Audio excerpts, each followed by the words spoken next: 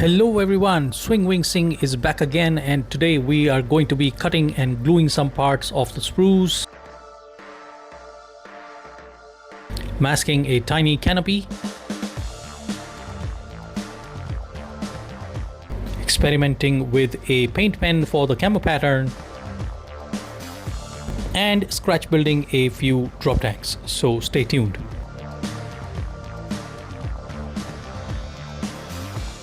A couple of weeks back I did an unboxing of this kit. If you want to have a look at that video, I will leave a link in the description below. And with that bit of shameless self-promotion out of the way, let's begin with the build.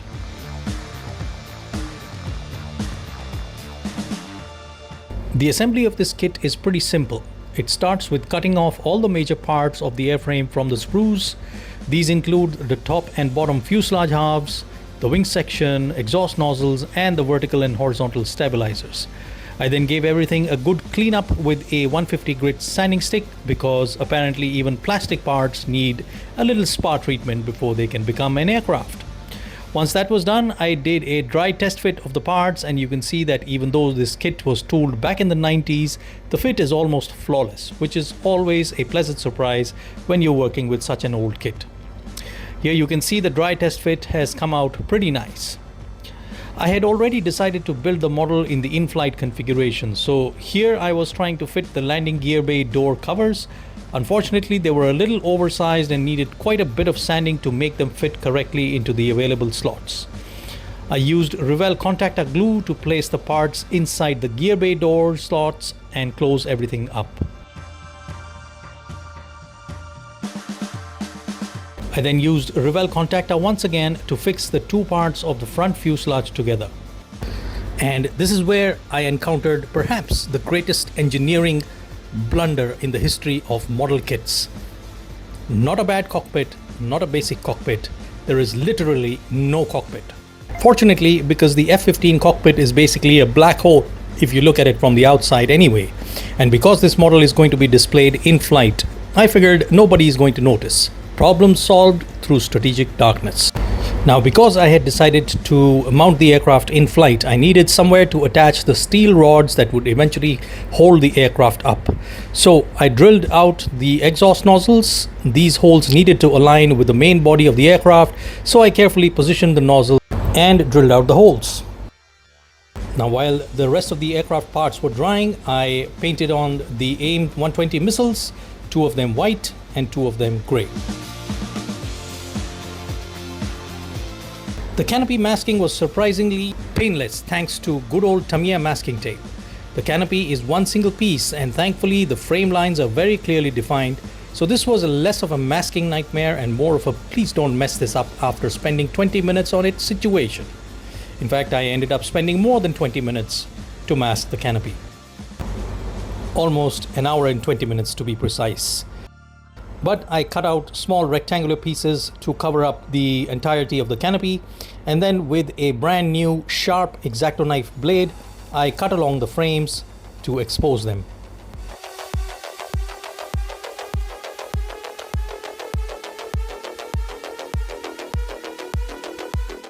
Once the masking was done, I used Ammo Ultra Glue to attach the canopy in place.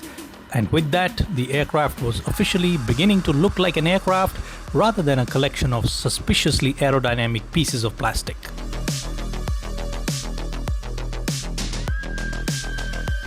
After priming the aircraft with a generic grey primer, I decided to try something slightly different for the pre-shading. I used a black acrylic paint pen to trace the panel lines. And I have to say, this gave me much more control over exactly where I wanted the darkness. It also meant I could pretend I had a steady hand while drawing black lines all over a perfectly innocent F-15.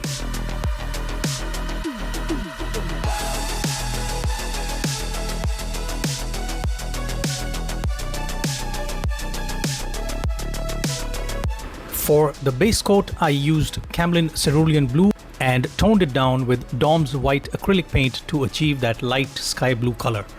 I then loaded it into my Sparmax 4 airbrush and gradually built up the layers of paint. The idea was to cover the aircraft while still allowing some of the pre-shading to show through.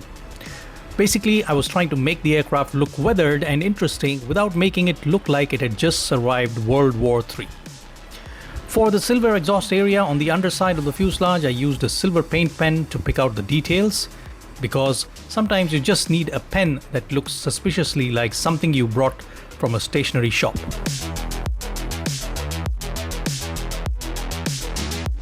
This time I also wanted to experiment with a dark blue acrylic paint pen for the camouflage pattern, and honestly it worked surprisingly well.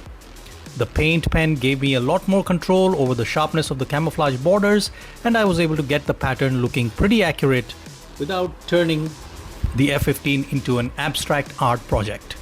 There was, however, still one more problem. The paint pen decided to give up on me about 3/4 of the way through, because apparently even the pen needed a tea break. So I had to stop for about an hour and let the tip moisten up again before I could continue. And that's definitely something to keep in mind if you're planning to use paint pens for a large camouflage pattern. Thankfully, after its little spa treatment, the pen came back to life and I was able to finish the entire camouflage pattern. So, crisis avoided, the F-15 survived. I survived. The paint pen survived. Everyone went home happy.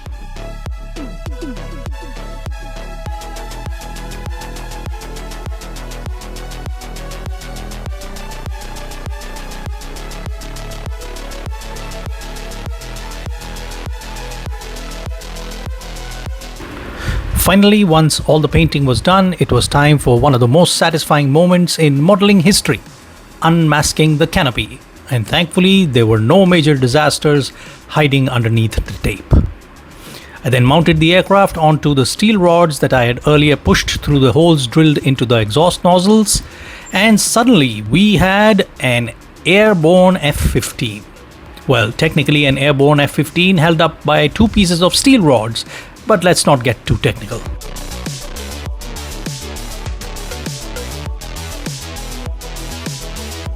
For the final markings, I decided to build a 65th Aggressor Squadron machine. Since the kit decals only provide markings for a single grey scheme, I printed all the squadron markings myself at home. Because apparently being a scale modeler wasn't enough, I also had to become a graphic designer, printer technician, and decal manufacturer.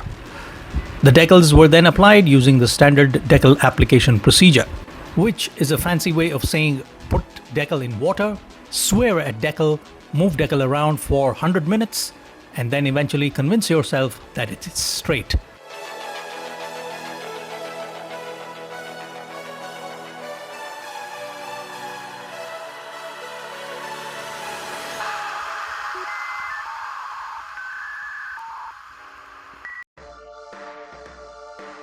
Finally, I added some subtle weathering using Tamiya panel line accent color.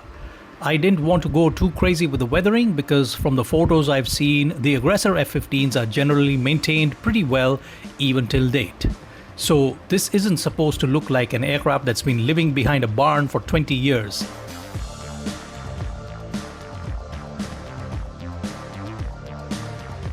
I then assembled the vertical stabilizers, which again was a pretty simple assembly to go with using the Revell contactor glue.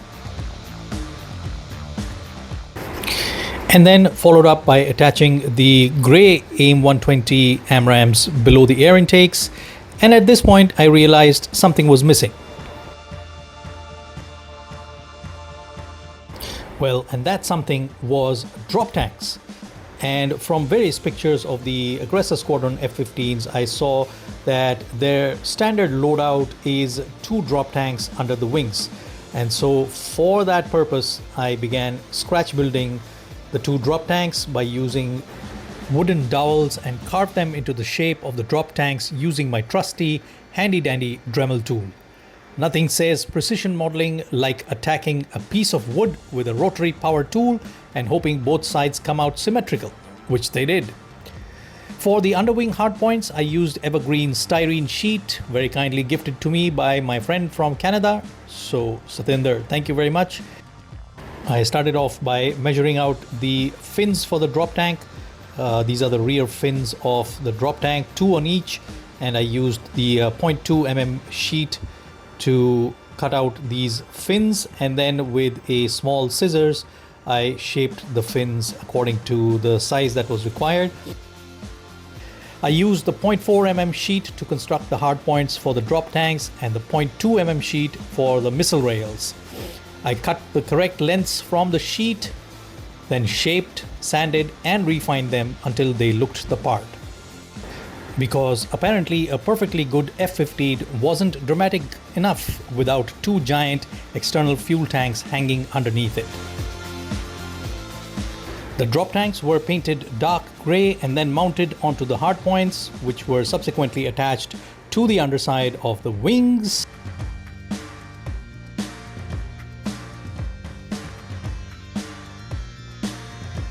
And with that, after a completely unnecessary amount of sanding, drilling, painting, cutting, gluing, and questioning my life choices, this little chicken nugget of an F-15 was finally complete.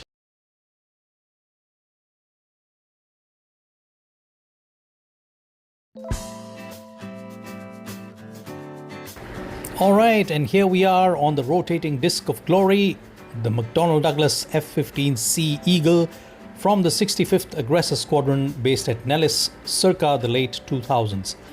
And honestly, my 2 cents on this kit are that it's a wonderful little kit to work with, it builds up quickly, the fit is excellent, and if you're looking for a relaxing out-of-the-box build, pretty much everything you need is already in the box. You could easily build the standard grey scheme over a weekend. Of course, I spent nearly 2 weeks on mine, but that's not because the kit is difficult, that is because I have a habit of making life difficult for myself. Well, allegedly.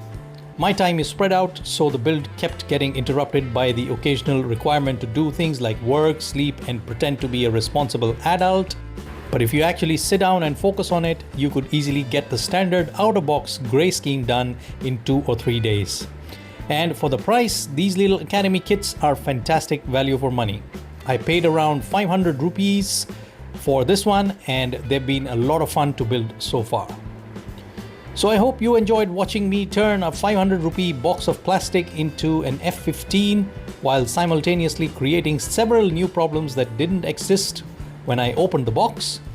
If you enjoyed the video, please hit that thumbs up button. Consider subscribing to the channel and don't forget to leave a comment down below. I genuinely love reading your comments and interacting with everyone, especially when you point out something I completely screwed up. So that's all from me, Swing Wing Singh signing off, and I'll see you again in the next video. Keep modeling, keep having fun. Bye bye, take care.